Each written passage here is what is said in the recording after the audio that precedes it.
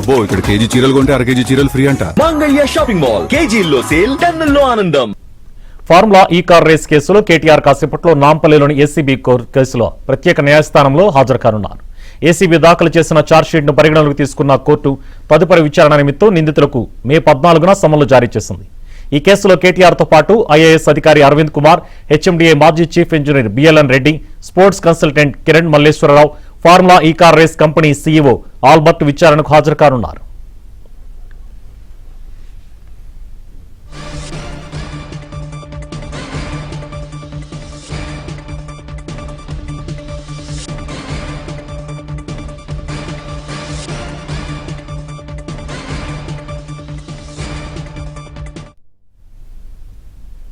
Formula E car race కేసులో కేటీఆర్ కాసేపట్లో నాంపల్లిలోని ACB కేసుల ప్రత్యేక న్యాయస్థానంలో హాజరు కానున్నారు. ఏసీబీ దాఖలు చేసిన ఛార్జ్షీట్ను పరిగణలోకి తీసుకున్న కోర్టు తదుపరి విచారణ నిమిత్తం నిందితులకు మే 14న సమన్లు జారీ చేసింది. ఈ కేసులో కేటీఆర్తో పాటు ఐఏఎస్ అధికారి అరవింద్ కుమార్, హెచ్ఎండిఏ మాజీ chief engineer BLN Reddy, sports consultant Kiran Malleswararao, formula E car race company CEO Albert విచారణకు హాజరు కానున్నారు.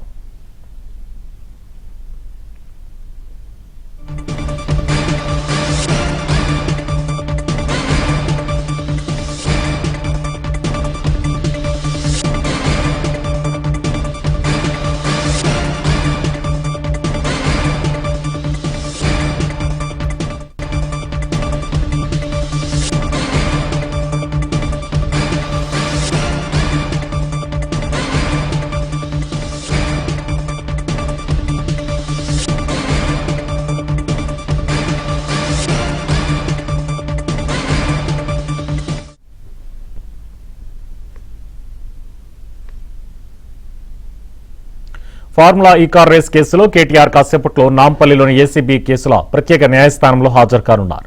ఏసీబీ దాఖలు చేసిన ఛార్జ్షీట్ను పరిగణలోకి తీసుకున్న కోర్టు తదుపరి విచారణ నిమిత్తం నిందితులకు మే 14న సమన్లు జారీ చేసింది.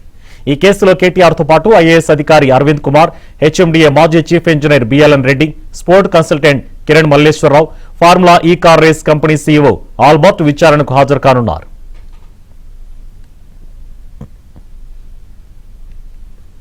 ఇదే అంశంపై మరిన్ని అప్డేట్స్ మా క్రైమ్ కరెస్పాండెంట్ ప్రవీణ్ లైవ్ లో అందిస్తారు. ప్రవీణ్,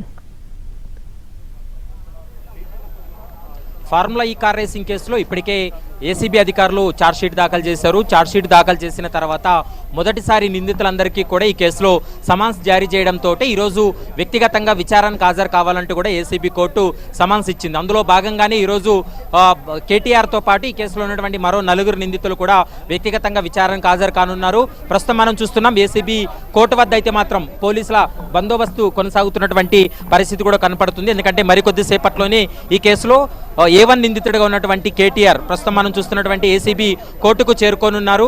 ప్రస్తుతం అయితే మాత్రం ఐఏఎస్ అధికారి అరవింద్ కుమార్ కూడా ఇప్పటికే ఏసీబీ కార్యాలయానికి ఏసీబీ కోర్టుకు కూడా చేరుకున్నటువంటి పరిస్థితి కనపడుతుంది.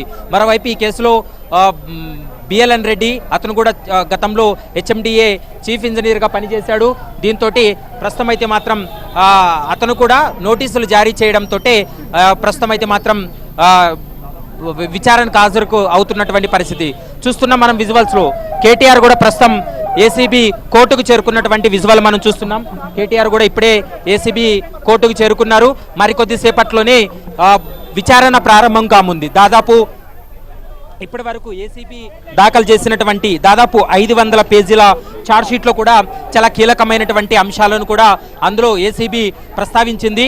ప్రధానంగా ఇప్పటి వరకు అంటే 54,88,00,000 రూపాయల వరకు కూడా వీళ్ళు ప్రభుత్వానికి నష్టం వాటిల్లేలా వ్యవహరించారనేటువంటి ఆరోపణలు ఉన్నాయి. దీంతో ప్రస్తుతం ఏసీబీ సుదీర్ఘంగా విచారించిన తర్వాత ఏసీబీ అధికారులు అయితే మాత్రం ఛార్జ్షీట్ను దాఖలు చేయడం జరిగింది. ఛార్జ్షీట్ దాఖలు చేసిన తర్వాత మొదటిసారి నిందితులందరికీ కూడా సమన్స్ ఇవ్వడంతో ఈరోజు వ్యక్తిగతంగా విచారణకు హాజరవుతున్నారు. మరొక 15 నిమిషాల వ్యవధిలోనే ఏసీబీ కోర్టులో విచారణ ప్రారంభం కానుంది. విచారణ ప్రారంభమైన తర్వాత ఏసీబీ కోర్టులో అయితే మాత్రం నిందితుల పర్సనల్ అపీరెన్స్ ను కూడా కోర్టు పరిగణలోకి తీసుకుంటుంది. అనంతరం తర్వాత మరొకసారి డేట్ ఇచ్చేటువంటి అవకాశం ఉంటుంది. దాని తర్వాత ఈ కేసులో ట్రయల్ కూడా కొనసాగేటువంటి అవకాశం అయితే కనపడుతుంది.